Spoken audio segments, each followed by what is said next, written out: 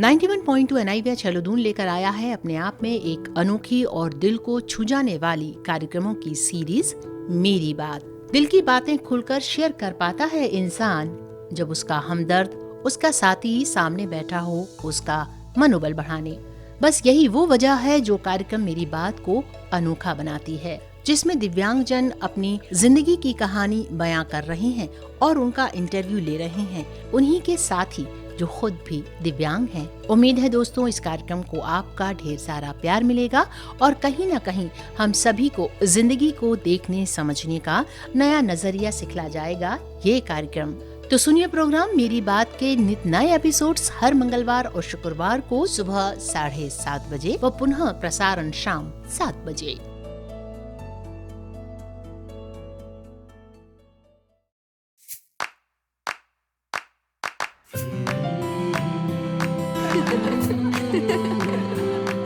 मेरी बात, मेरी बात।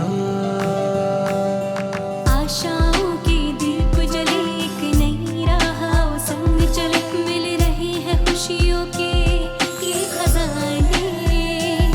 जीवन में सच्चा साथ मिले आओ हम तुम, परवाज भरे सतरंगी से सपने हुए सुहाने। दिल की बातें दिल से सुनाने, तेरी मेरी कहानी। दिल की बातें दिल से सुनाने, तेरी मेरी कहानी। मेरी बात, मेरी बात, मेरी बात, मेरी बात, मेरी बात, मेरी बात। नमस्कार, मेरा नाम आकांक्षा है और आज हम हैं मेरी बात प्रोग्राम में और मेरे साथ बैठी है मेरी सबसे खास दोस्त अनुष्का। और अनुष्का, आज आपके बारे में हम जानने के लिए सारे श्रोता हमारे बैठे हैं ये जानने के लिए कि क्या है अनुष्का की लाइफ में। तो अनुष्का प्लीज़ अपने बारे में कुछ बताएं। आप कहाँ से हैं? मैं उत्तर प्रदेश के मऊ ज़िले से हूँ। और आपने कहाँ क्या क्या पढ़ाई की है? मैं ग्रेजुएशन किस स्ट्रीम से? बीए। कौन कौन से सब्जेक्ट्स थे बीए हिस्ट्री, में? हिंदी, साइकोलॉजी। अच्छा, किस कॉलेज से किया था? JRDU यूनिवर्सिटी, जगत गुरु राम भद्राचार्य दिव्यांग विश्वविद्यालय। ओके, दिव्यांग तो मतलब आप स्टार्टिंग से ही आपका आंखों में दिक्कत रही है? जी, स्टार्टिंग से ही रही है, लेकिन इतनी प्रॉब्लम नहीं थी।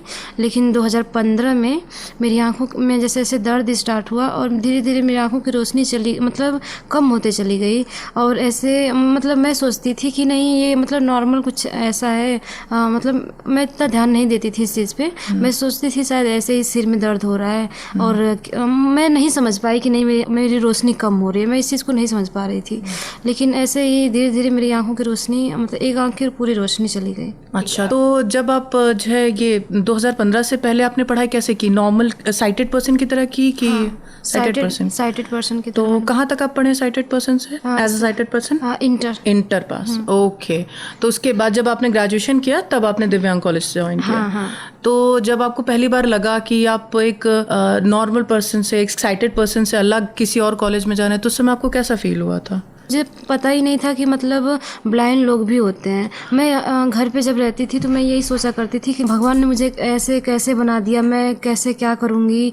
मतलब बहुत सारी प्रॉब्लम होती थी मुझे। लेकिन फिर जब मैं यहाँ पे आई तो मैं जब देखी कि नहीं मतलब पूरे मतलब टोटली ब्लाइंड भी बच्चे होते हैं जो इतना संघर्ष करते हैं, तो मैंने यहाँ मतलब जब देखी तो मेरे अंदर भी वो हुआ कि मैं भी कुछ कर सकती हूँ। और आपके परिवार और आपके खास दोस्त जो स्कूल में आपके साथ थे, उनका कुछ रिस्पॉन्स? हाँ, मतलब मेरे परिवार के लोग मेरा बहुत सपोर्ट करते थे और मेरे मतलब जो भी दोस्त लोग मिली वो भी मतलब अच्छी खासी थी, सपोर्ट करती थी। तो अभी भी आपकी उनसे बात होती है? कभी कभार। तो आपको ऐसा कभी नहीं लगा कि आप सोसाइटी से अलग हो गई हैं या आपके दोस्त आपसे बात नहीं कर रहे हैं या आप नहीं कर पाती उनसे बात करना, कोई झिझक हो कि मैं उनसे अलग हो गई हूँ, ऐसा कुछ आपको कभी फील हुआ है? नहीं, ऐसा नहीं कुछ। ऐसा कभी नहीं हुआ? नहीं। और जब आप जो है कॉलेज में गए तब आपको क्या क्या चैलेंजेस उठाने पड़े कि एकदम साइटेड से डायरेक्ट अलग ही वर्ड में आ जाना, तो कैसा फील हुआ था उस समय? पहली बार तो मैं कभी घर से बाहर गई नहीं हूँ, तो मैं ये सोचती थी कि मैं अब जैसे कि अब मम्मी पापा से दूर, और मैं पढ़ाई या फिर अपनी जैसे कभी ज़रूरत की ही चीज़ें मैं कैसे क्या करूँगी। तो मुझे स्टार्टिंग में बहुत सारी प्रॉब्लम हुई, लेकिन धीरे धीरे मैं इस चीज़ को वो करते गई। वहाँ पे आपने दोस्त बनाए अपने? हाँ, मेरी बहुत सारी फ्रेंड थी वहाँ पे। अच्छा, वहाँ सब सपोर्ट करते थे? हाँ, सपोर्ट करते और यहाँ का कैसे NIVH के बारे में कैसे पता चला आपको? NIVH के बारे में कुछ मेरी फ्रेंड यहाँ से पढ़ के गई थी। तो उन्होंने मुझे यहाँ के बारे में बताया कि नहीं, NIVH एक था है, जो कि मतलब जब वो लोग मुझे बताएं तो मेरे मन में भी विचार आया कि नहीं, मुझे भी कुछ करना चाहिए। तो आप यहाँ पे कौन सा कोर्स कर रहे हैं? एडजस्टमेंट। अच्छा, तो ब्रेल तो आपने फिर वहाँ पे ग्रेजुएशन में पढ़ी ही होगी? जी नहीं, वहाँ पे ऐसा कुछ भी नहीं था। अच्छा। रिकॉर्डिंग के थ्रू मैंने वहाँ पे पढ़ाई करी थी। अब ब्रेल में मुझे पता भी नहीं था कि ब्रेल की पढ़ाई भी होती है। ओके, तो ब्रेल अब कैसी लग रही है आपको? हाँ, अच्छी लग रही है, लेकिन पहली बार थोड़ा है तो प्रॉब्लम होती है, लेकिन बहुत अच्छा लग रहा है। और आगे आपके क्या सपने हैं, क्या करना चाहती हैं फ्यूचर में? मुझे टीचिंग लाइन बहुत पसंद है। अच्छा, तो मैं टीचिंग लाइन में जाना पसंद करती हूँ। ओके। और घर में मतलब सब सपोर्ट करेंगे आपको इन सब चीज़ों के लिए? हाँ, बाहर पढ़ने जाने के लिए? मेरे घर जॉब के लोग अच्छे हैं, बहुत सपोर्ट करते हैं। जब आप यहाँ पे आए, जैसे कि आपने बताया कि ब्रेल अलग ही लैंग्वेज है, तो इस एज में आके वैसे आपकी एज क्या है? 21। ओके, तो 21, जैसे हम बच्चे हैं तो बच्चे जल्दी लर्न कर लेते हैं चीज़ों को। हाँ। फिर एकदम अलग लैंग्वेज आपको सीखनी पड़ी, तो उस समय क्या क्या प्रॉब्लम्स आई आपको? पहली बार तो डॉट्स मुझे याद करने में बहुत प्रॉब्लम होती थी। क्योंकि इन सब चीज़ों को मैंने मतलब पहली बार देखा था, तो मेरे लिए ये प्रॉब्लम थी कि मैं कैसे सीखूंगी, कैसे याद करूंगी, कैसे इस चीज़ को सीखूंगी। तो मुझे बहुत सारी प्रॉब्लम हुई, लेकिन जैसे डॉट्स ब्रेल में लिखना फिर पढ़ना, तो ये मेरे लिए बहुत कठिन कार्य था, लेकिन मैं कोशिश कर रही हूँ और ब्रेल सीख। और आपने कोशिश करी, बहुत अच्छी चीज़ है ये, और कोशिश ज़रूर करनी चाहिए, तभी तो कहते हैं ना कि कोशिश करने वाले को कभी हार नहीं होती। जी जी। और ये मोबिलिटी वगैरह करने में और ये सब आपको कभी नहीं लगा कि ये सब मुझसे क्यों कराया जा रहा है? मैं तो चल लेती हूँ, मेरे को एक आंख से दिखता है थोड़ा मोड़ा, तो कभी नहीं लगा कि आंखों में ब्लाइंड फुल लगा के क्यों मोबिलिटी कराई जा रही है? जी बिल्कुल। पहले तो जब आई थी तो मैं सोची कि ये मतलब सर ये क्या करा रहे हैं, अगर हमें दिखता है तो फिर ब्लाइंड फोल्ड लगा के ऐसा मतलब ये मोबिलिटी क्यों करा रहे हैं। तो फिर सर ने मतलब बताया कि नहीं, ऐसे जैसे कि अभी जैसे आपने बताया अपने जीवन के बारे में कि आपकी रोशनी धीरे धीरे कम हो गई, तो अगर भगवान न करे, जैसे बाय द वे अगर धीरे धीरे रोशनी चली जाती है तो आगे के लिए। आपका इंटरेस्ट किस चीज़ में है? मतलब कंप्यूटर, मोबाइल या फिर लिटरेचर, किस चीज़ में इंटरेस्ट है आपका? कंप्यूटर और मोबाइल दोनों में इंटरेस्ट है। तो आपको टीचर बनना है, तो क्या आप कंप्यूटर साइड से बनना चाहती हैं? नहीं, कंप्यूटर साइड से नहीं, लेकिन मुझे कंप्यूटर अच्छा लगता है। मोबाइल क्या है कि जैसे मैं पहले मोबाइल नहीं चला पाती थी, लेकिन अब टॉक बैक के थ्रू मैं अब चलाने की कोशिश करती हूँ, चला भी लेती हूँ अब, तो इसलिए मुझे थोड़ा और क्या क्या नई चीज़ें आपने डिस्कवर करी जब आपको लगा था कि मैं ब्लाइंड हो गई, अब तो ये मैं कभी नहीं कर सकती, और फिर आपको यहाँ आके पता चला कि नहीं, मैं ये चीज़ें भी कर सकती हूँ, तो वैसी कौन सी चीज़ में आपको बहुत खुशी हुई, लगा कि हाँ? सबसे बड़ी बात कि मैं अगर क्लास में जाती थी तो क्लास पूरा मतलब बीत जाता था, लेकिन मैं एक शब्द बोल नहीं पाती थी किसी के सामने। लेकिन मैं जब यहाँ पे आई, जब सबको देखी कि हाँ मतलब टोटली ब्लाइंड लोग भी कैसे स्पीच दे सकते हैं, कैसे सबसे बातचीत कर सकते हैं, मेरे मन में भी विचार आया कि जब ये टोटली ब्लाइंड लोग ये सब कुछ कर सकते हैं तो हम भी कुछ कर सकते हैं। तो फिर मैं धीरे धीरे क्लास में बोलना स्टार्ट की, फिर क्वेश्चन करना सर से स्टार्ट की।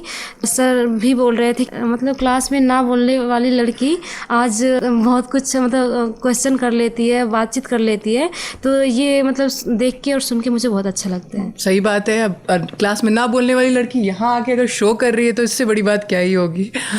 वेरी गुड, बहुत अच्छा अप्रोच है आपका, और इसी तरह आगे बढ़िए। और ये मुझे बताइए थोड़ी सी अपनी हॉबीज के बारे में बताइए, क्या क्या पसंद है आपको करना? मुझे सिंगिंग और डांस बहुत पसंद है। अरे वाह, वेरी गुड। किस टाइप का डांस करते हैं, बॉलीवुड या फिर कथक, क्लासिकल? नहीं, बॉलीवुड। बढ़िया। तो आप अपने टीचर के बारे में बता रहे थे, तो आपके यहाँ के फेवरेट टीचर कौन है? कौन से टीचर जो आपको बहुत ज़्यादा मोटिवेट करते हैं या जिनसे बहुत डर लगता है, ज़रा बताएं तो। Sir Devilal sir.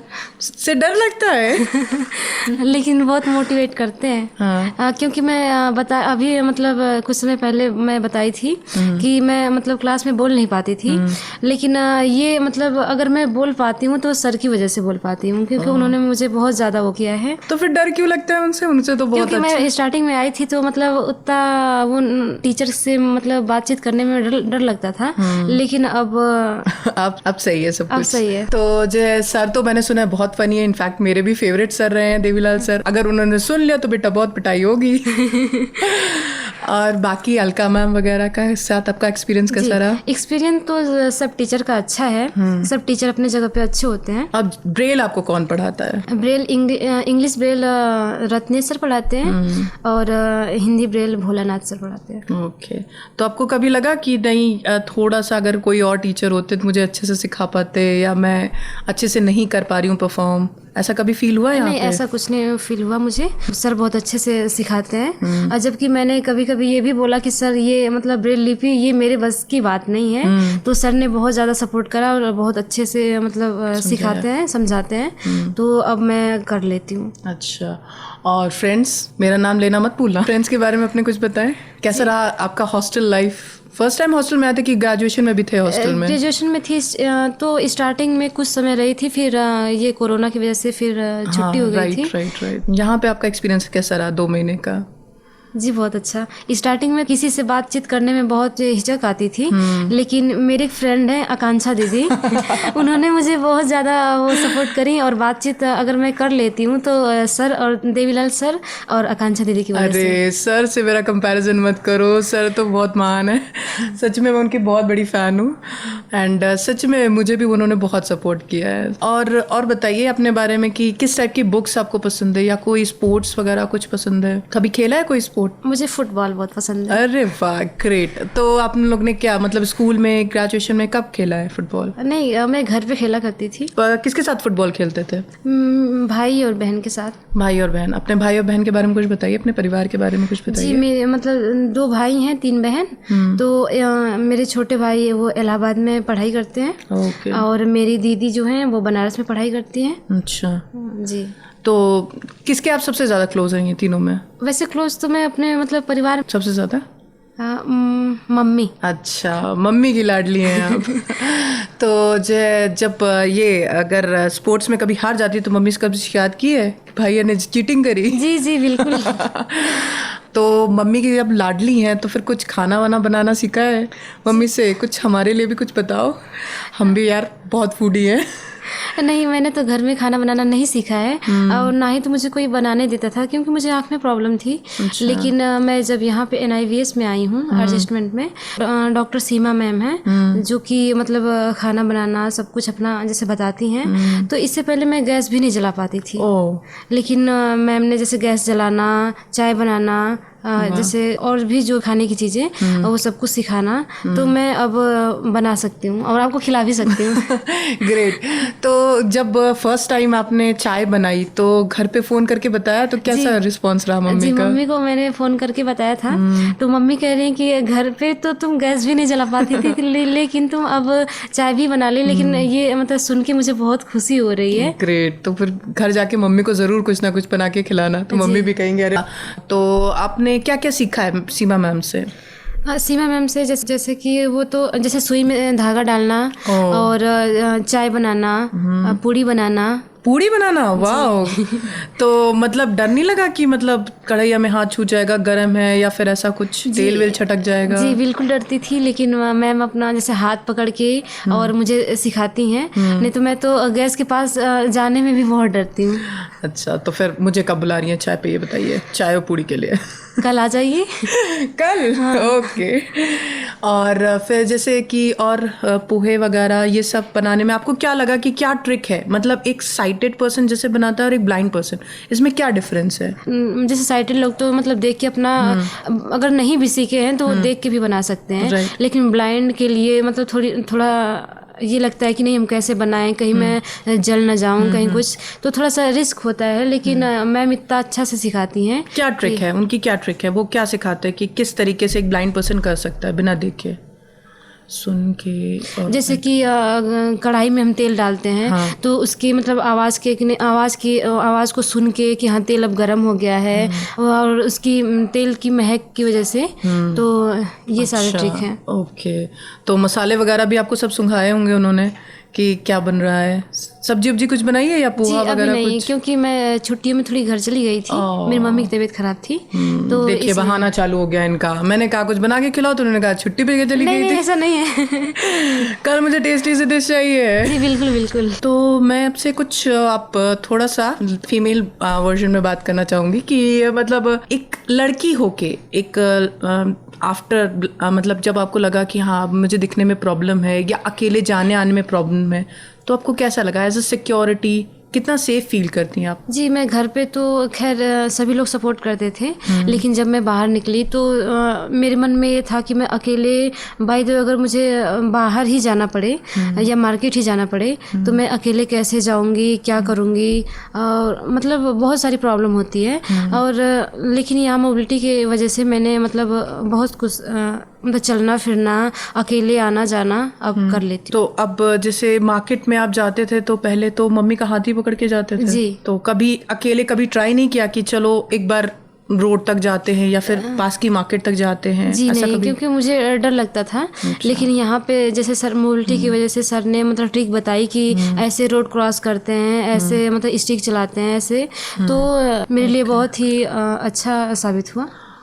तो आपका फ्यूचर जैसे कि अब शादी का या फिर ऐसा कुछ सोच है आपकी? जी नहीं, कि बिल्कुल नहीं? बिल्कुल नहीं। जब तक जॉब नहीं करूँगी शादी नहीं करूँगी। वेरी गुड, ये तो बहुत ही अच्छी सोच है। लड़की को तो स्पेशली जी। मैं तो कहूँगी कि हाँ इंडिपेंडेंट होना चाहिए। तो क्या सोचा है कि मतलब अगर टीचिंग में नहीं हो पाता, प्राइवेट फर्म्स में ही आपको करना हुआ, तो फिर आप क्या करना पसंद करोगे? जैसे बीएड आप करना चाहोगे, ग्रेजुएशन आपका हो चुका है, जी। तो बीएड का फॉर्म भरा है अभी आपने? जी अभी नहीं भरा है। ओके। तो फिर मतलब जैसे कि प्राइवेट स्कूल्स में पढ़ाना चाहेंगे कि आप घर पे ही बैठ जाएंगे? नहीं, घर पे नहीं, बिल्कुल भी घर पे नहीं बैठूंगी। मैं प्राइवेट, अगर गवर्नमेंट जॉब नहीं लगती है तो प्राइवेट जॉब करूंगी। ओके। लेकिन मेरा पूरा लक्ष्य है कि मैं गवर्नमेंट जॉब प्राप्त करूं। Very good, very wow. देखिए दोस्तों, जो लड़की अभी तक अब खुद अपने मुंह से कह रही थी कि मैं बोल नहीं पा रही हूँ, अब वो जॉब करना चाहती है, चलने में प्रॉब्लम होती थी, मम्मी का हाथ पकड़ के चलती थी, मार्केट जाने में डरती थी, लेकिन अब वो कह रही है कि नहीं मैं घर पे नहीं बैठूंगी, अपनी पूरी कोशिश करूंगी, गवर्नमेंट जॉब पाऊंगी, नहीं तो फिर प्राइवेट फर्म्स में रहूंगी। हमें भी ऐसी कोशिश करते रहना है और कभी हार नहीं माननी है, और भगवान ने चाहा तो हम अपने लक्ष्य तक बहुत जल्दी और बहुत अच्छे से पहुंचेंगे। दोस्तों, हम आ पहुंचे हैं कार्यक्रम मेरी बात के आज के एपिसोड के समापन पर। लेकिन हाँ, जिंदगी की और भी किताबें हैं जिनके पन्ने पलटने अभी बाकी हैं। उसके लिए करना होगा थोड़ा और इंतजार। कार्यक्रम मेरी बात, जिसमें सुनते हैं आप दिव्यांग जनों के जज्बात, हर मंगलवार और शुक्रवार सुबह 7:30 बजे, पुनः प्रसारण शाम 7 बजे। ऐसे ही बने रहिए 91.2 NIVH हेलो दून के साथ। नमस्कार।